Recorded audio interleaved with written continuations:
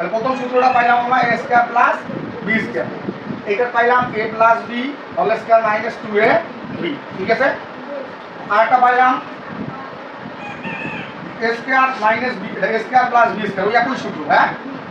এটার জন্য মানে মাইনাস, তার জন্য a minus b whole square plus 2ab, ভিতরে প্লাস হলে বাইরে মাইনাস, আর ভিতরে মাইনাস হলে বাইরে প্লাস। এই দুটো সূত্র অলরেডি আমরা বুঝেছি। যদি স্কয়ার প্লাস বি স্কয়ার বের করতে বলে আমরা দেখবো মানে কি দেওয়া আছে, মানের উপর ডিপেন্ড করে লিখি। ওই যে আমাকে বলেছে যে স্যার কখন 2ab হয় আর কখন 4ab হয়।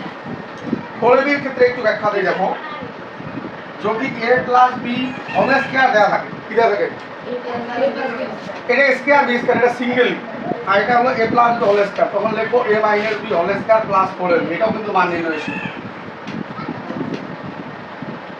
আবার যদি a মাইনাস b হোল স্কয়ারের সূত্রটা বের করতে বলে, তাহলে a minus b whole square সমান সমান লিখবো a plus b whole square minus 4ab।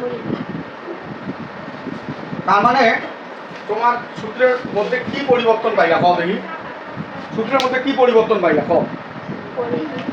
পরিবর্তন পাইছো এইটাই যে যখন স্কয়ার বি স্কয়ার থাকবে সিঙ্গেলি, এর উপরে স্কয়ার বির উপরে স্কয়ার, তখন হবে 2ab, আর যখন হোল স্কয়ার টাইপের থাকবে তখন 4ab।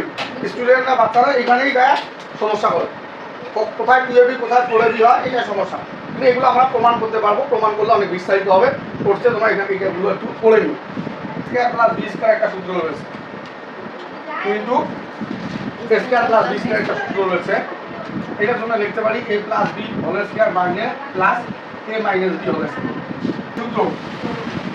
সূত্র দুটা সেম, কিন্তু 4ab এর ক্ষেত্রে a plus b whole square minus a minus b whole square, মাঝে জাস্ট মাইনাস হবে। এই তো সূত্র শেষ,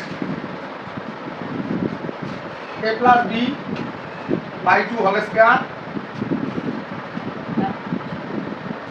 minus a minus b by 2 whole square.